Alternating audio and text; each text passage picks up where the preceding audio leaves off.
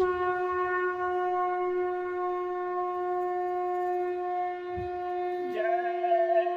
गुरुदेव। जय गुरुदेव।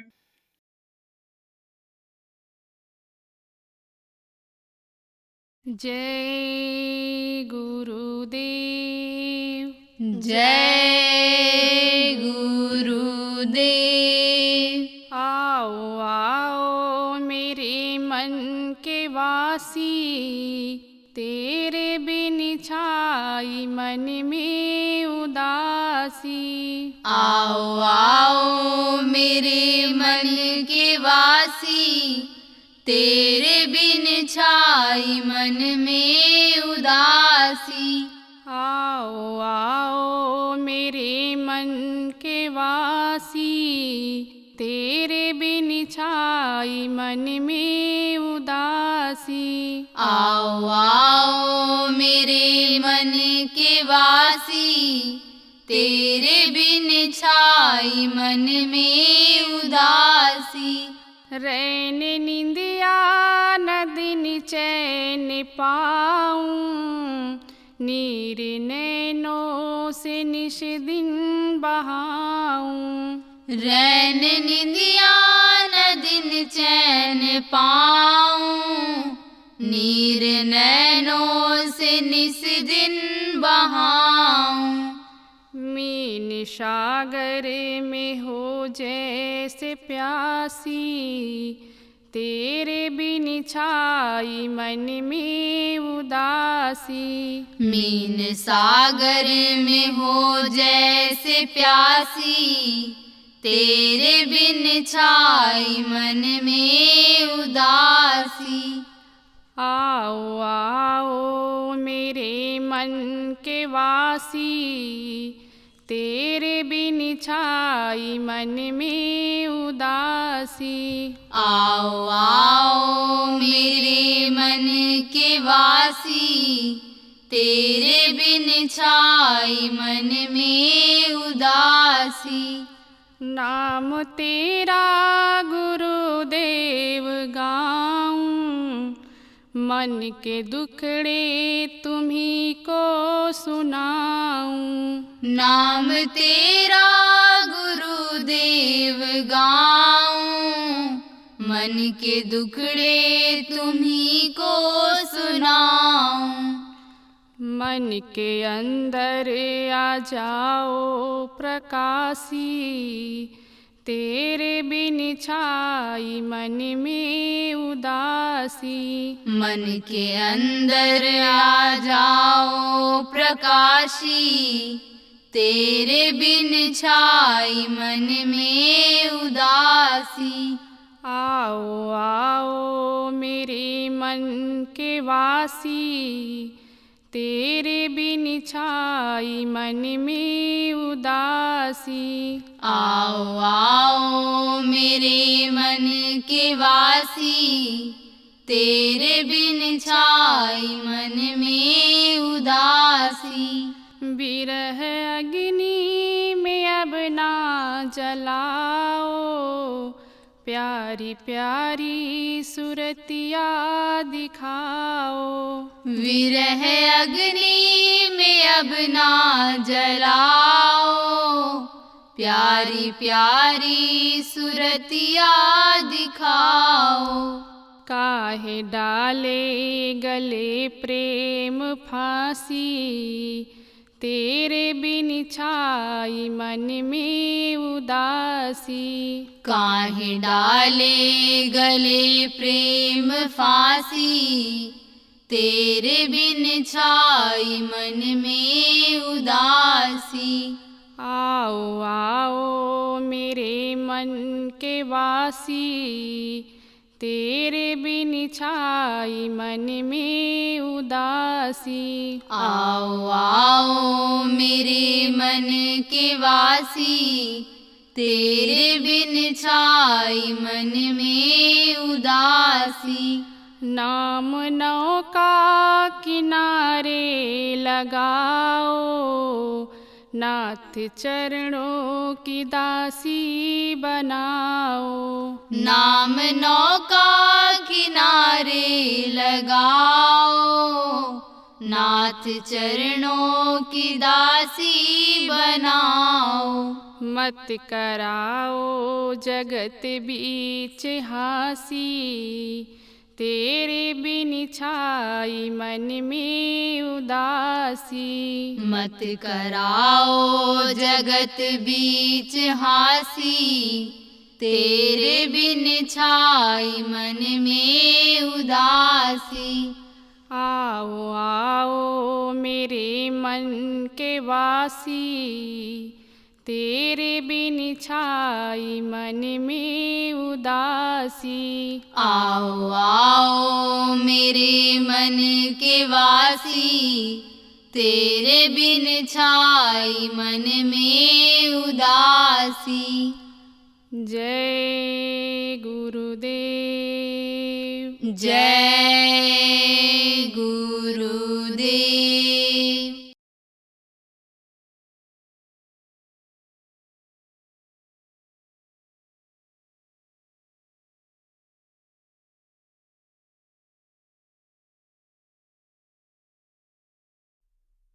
आप लोग अपने शरीर की रक्षा के लिए जो भी वतन बनाए हो, घर बनाए हो, वहां से जब चले और रास्ते में रहे,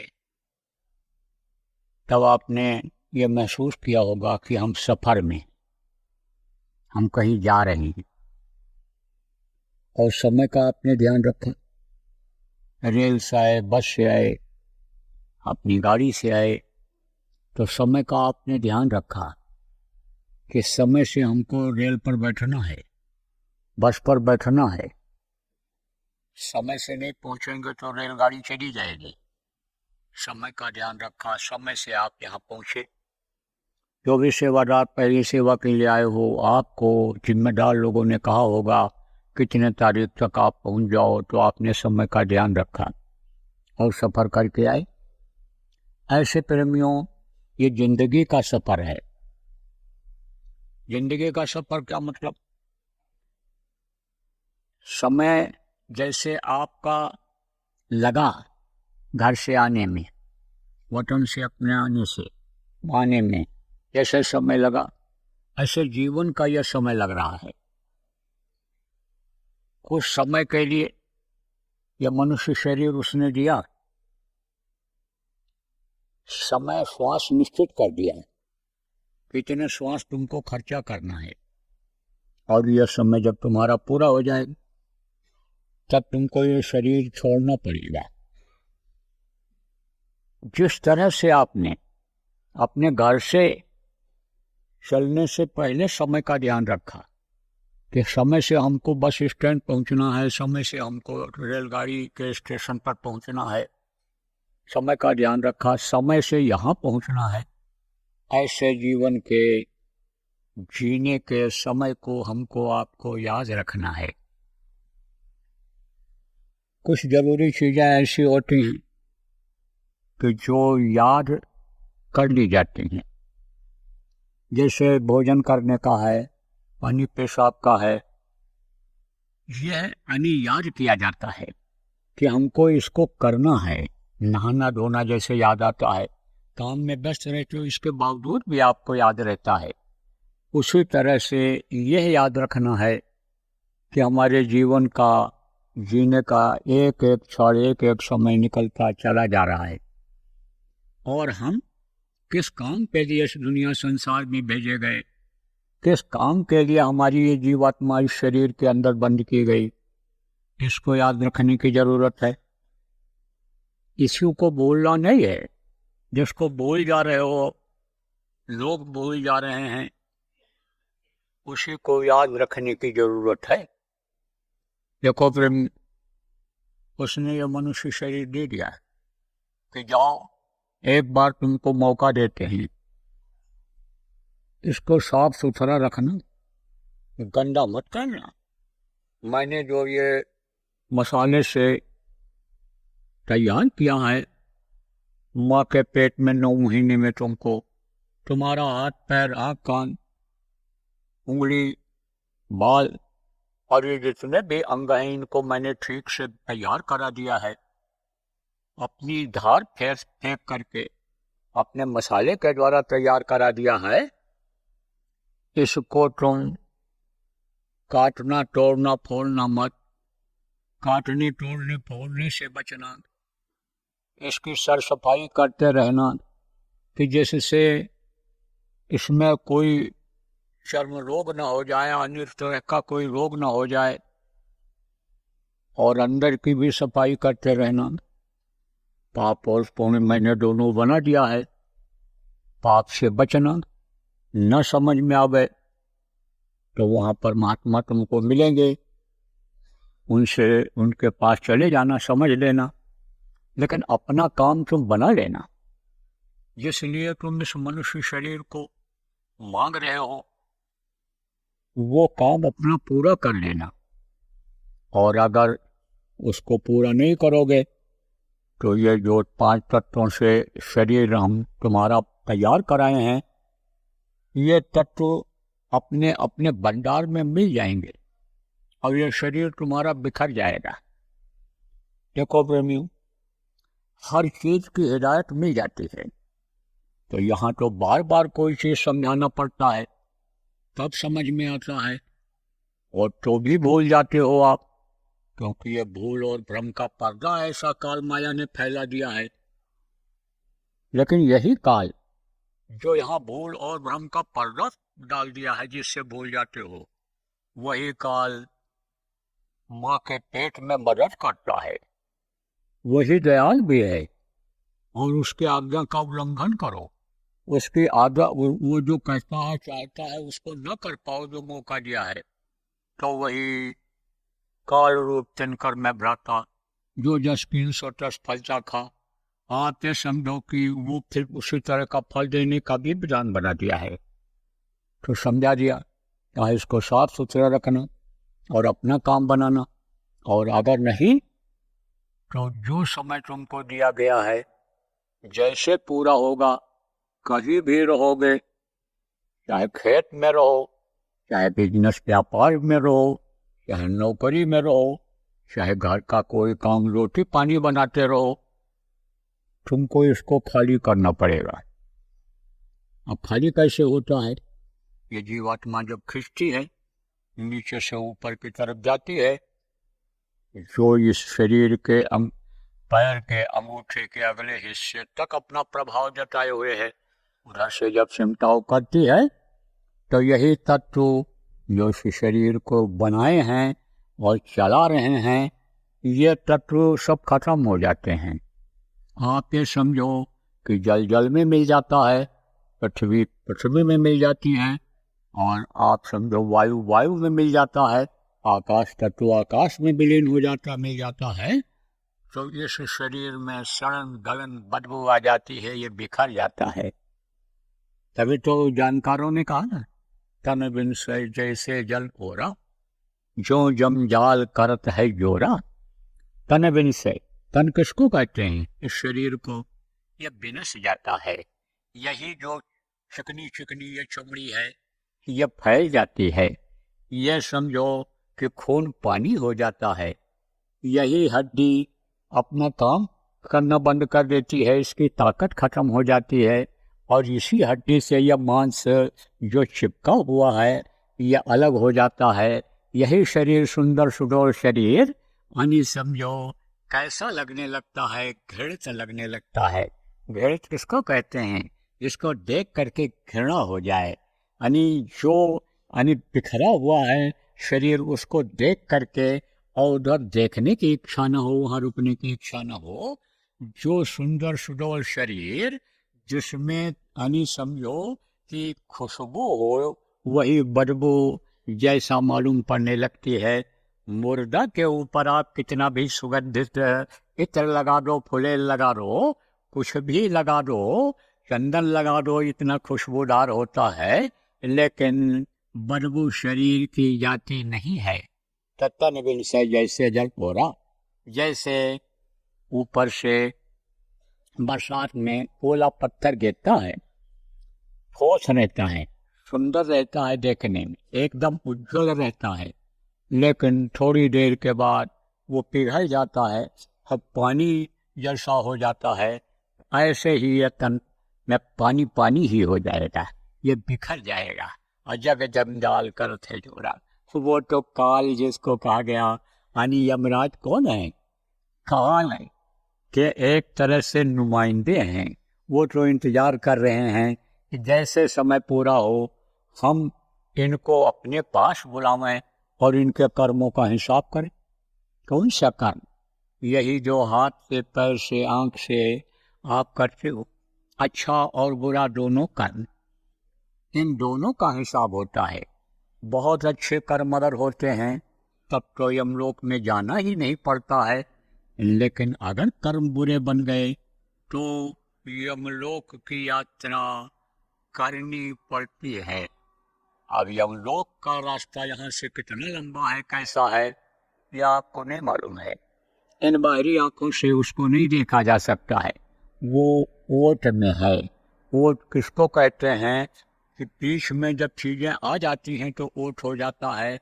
जैसे मान लो आपको यहाँ से मुंबई जाना है तो मुंबई है, लेकिन मुंबई के बीच में बहुत सी चीज़ें आ गई और इन बाहरी आंखों से देखने की क्षमता यानी कम होती है, कुछ ही दूर तक इससे दिखाई पड़ता है, तो वो चीज़ें जो आ जाती हैं बीच में उसकी वजह से दूर का दिखाई भी नहीं पड़ता।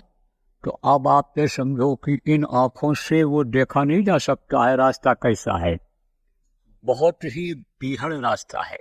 और आप ये समझो कि यहाँ से यानी 10,000 योजन ऊपर भी, यानी आप ये समझो कि वो है यमलोक। 1000 योजन के तो उनकी 4 दीवारी है, सोने की बनी हुई। योजन किसको कहते हैं?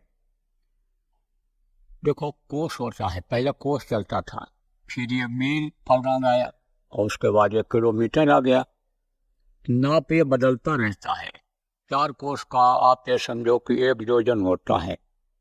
एक कोस यानी आप ये समझो कि 2 मील का होता है, और आप ये समझो 5 किलोमीटर का यानी 2 मील होता है।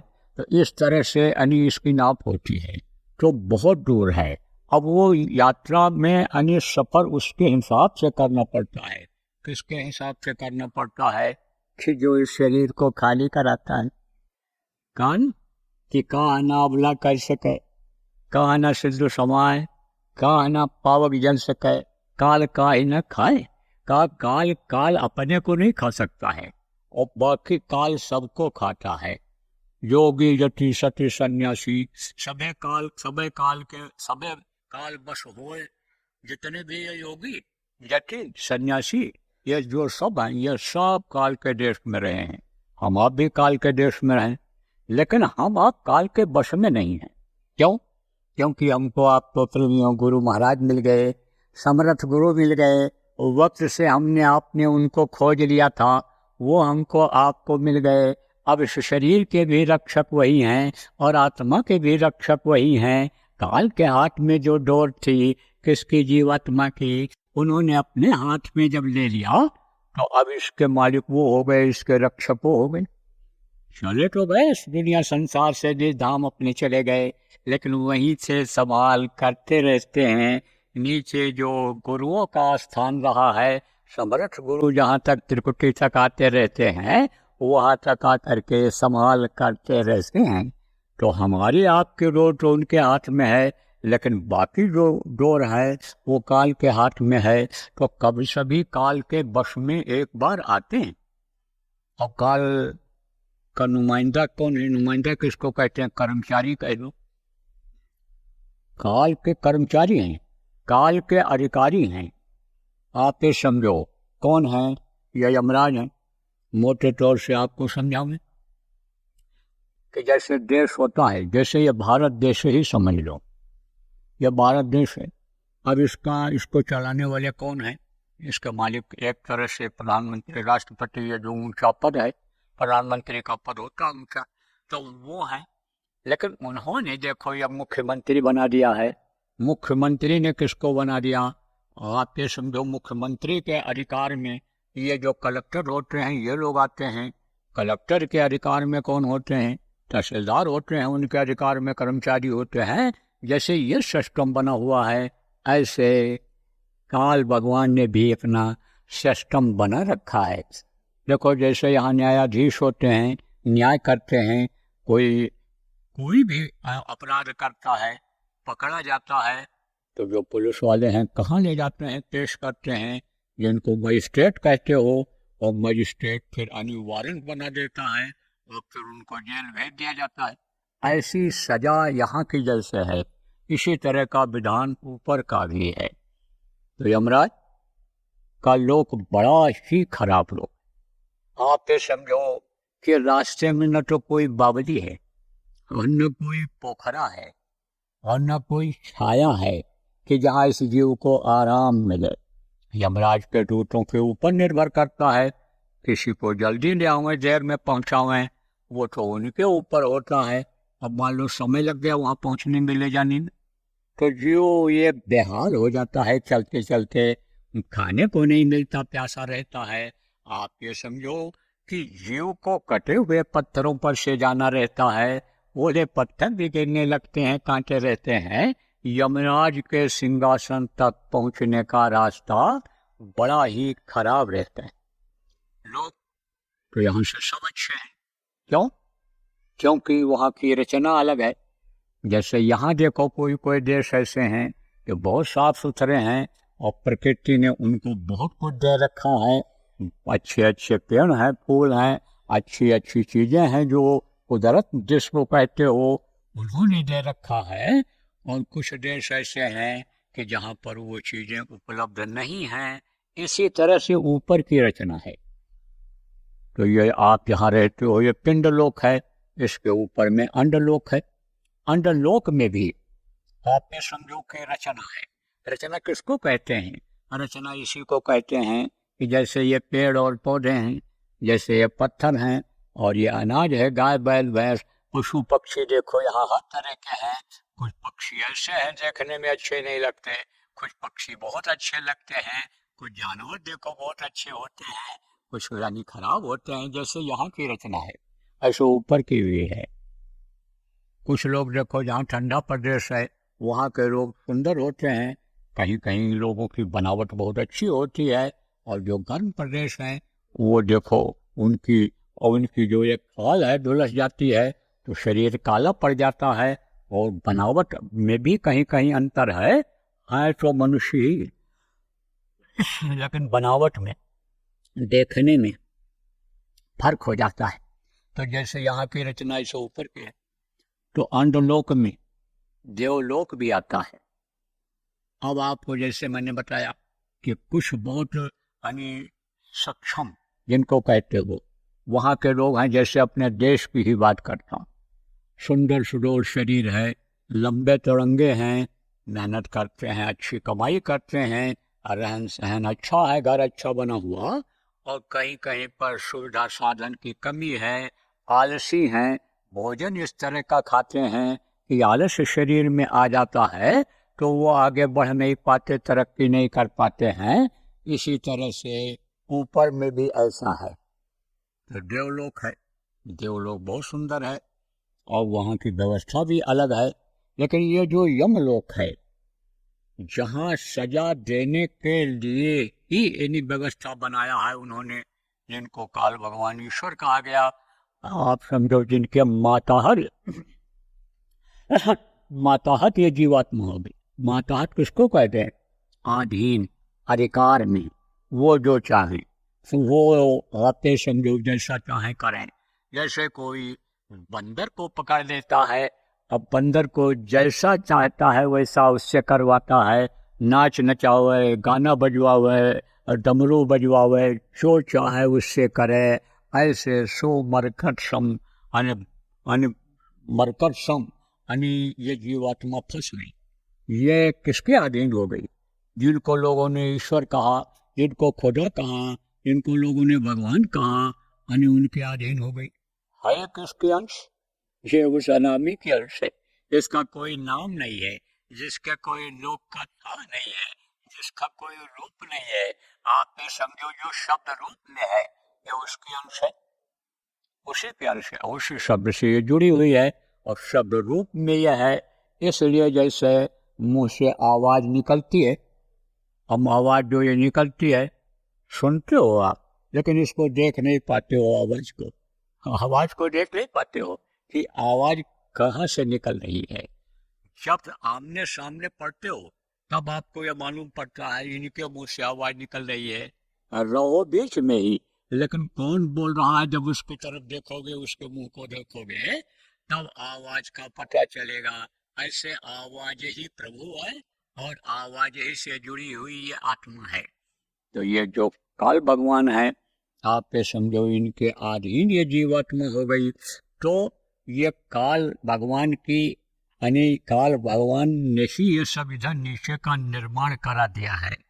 अंडलोक, पिंडलोक, ब्रह्मांड, ये सब समझो की रचना जितनी ये है, ये त्रिलोक जो कहलाता है, स्वर्ग और वैकुंठ, आप समझो मृतलोक, ये जो त्रिलोक है, इससे परे जो लोक हैं यानी ब्रह्मलोक जिनको कहा गया है, इसकी सब रचना है अलग अलग। आप ये समझो कि इनके यानी रहने वाले हैं, इनकी व्यवस्था है। तो उसी में अंडलोक में ही एकदम किनारे, जैसे शहर से बाहर जेल बनाते हैं, जेल खाना बनाते हैं, और शहर आने जेल की एक अलग व्यवस्था होती है। जेल का नियम होता है, जब घंटी बजेगी यानी आप ये समझो आवाज मान लो लगेगी या घंटी बजी, तो किस चीज की बजी, अगर अपने बैरिक से बाहर हो तो अंदर चले जाओ, समय से भोजन मिलेगा, समय से सब काम करना रहेगा। आप समझो वहाँ मेहनत भी करवाते, खेती भी करवाते, सब काम कराते हैं। उनकी एक अलग व्यवस्था है जेल, उनका एक अलग मालिक है। कौन मालिक है? जिसको जेलर कहते हैं, जिसको अधीक्षक कहते हैं जेल के, यही मालिक हैं उनके, और यही अपनी व्यवस्था को वहाँ जेल की संभालते हैं, चलाते हैं, जो वहाँ रहते हैं उनसे कराते हैं। ऐसे ही आप ये समझो कि एक लोक ये अलग है।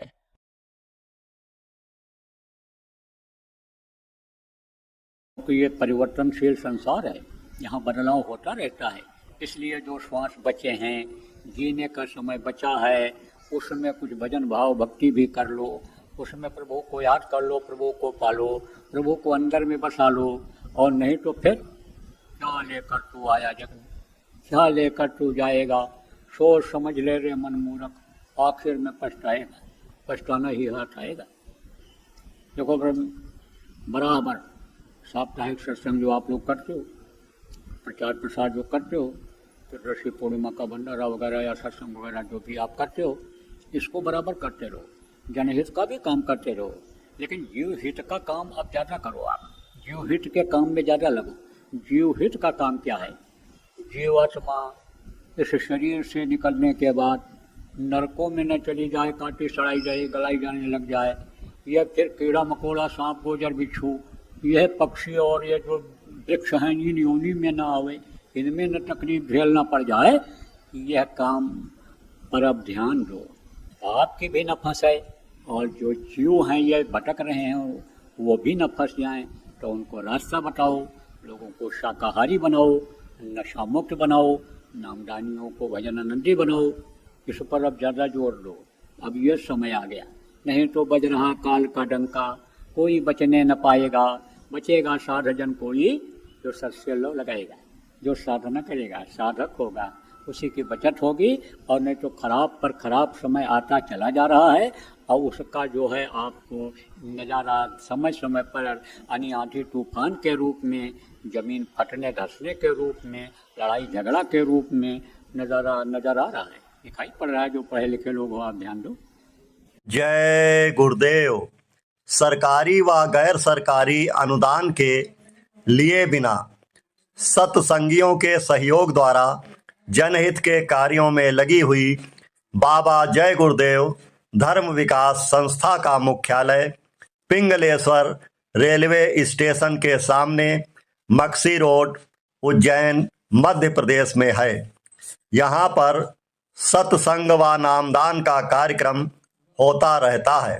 अतः आप श्रोताओं से अनुरोध है कि बाबा उमाकांत जी महाराज के आश्रम उज्जैन एक बार परिवार सहित जरूर पधारिएगा। आपके सुझाव के लिए व्हाट्सएप नंबर 9575600700। जय गुरुदेव।